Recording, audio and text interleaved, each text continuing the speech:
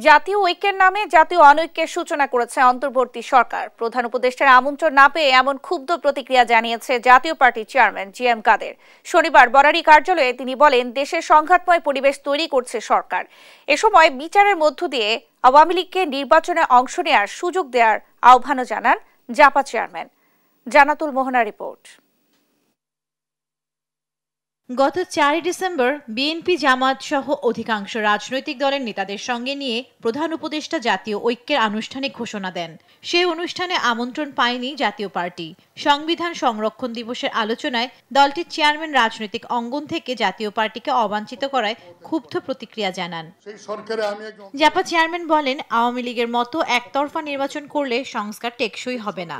বলেন, দেশের ঐক্যের নামে সংঘাতময় পরিবেশ তৈরি করছে সরকার। উনি যখন ডাক দিয়েছেন এবং ডাক দিয়ে যে মিটিংটা করেছেন, তাতে করে আমার কনক্লুশন হলো জাতীয় ঐক্যের নামে উনি জাতীয় অনৈক্যের সূচনা করেছেন বলে আমরা আশঙ্কা করছি।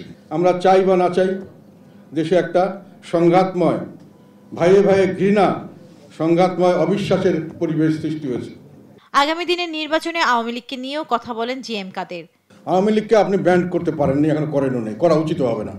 আওয়ামী লীগের যারা দোষ করেছে আপনি তাকে ন্যায় বিচারের মাধ্যমে ইনভেস্টিগেশন করবেন, তাকে দোষী সাব্যস্ত করবেন, তাকে জেল দেবেন। আপনি আগেই হই হই করে এখানে ওখানে কে মারা গেছে কেস দিয়ে দিলেন, সেই কেসের মাধ্যমে তাদেরকে আটক করলেন। এটা কী ধরনের হলো? আপনি বিচার করবেন, তাকে বিচার প্রক্রিয়া তাকে ধরবেন। আর সংগঠনে কি একটা সংগঠনে আওয়ামী লীগ কি একেবারে ১ নম্বর থেকে শুরু করে লাস্ট মেম্বার সবাই কি ক্রিমিনাল? জাতীয় পার্টির সভা সমাবেশ করতে না দিয়ে বিভিন্নভাবে নির্যাতন করা হচ্ছে বলেও জানান জাপা চেয়ারম্যান। আসসালামু আলাইকুম। জান্নাতুল মোহনা, দেশ টিভি, ঢাকা।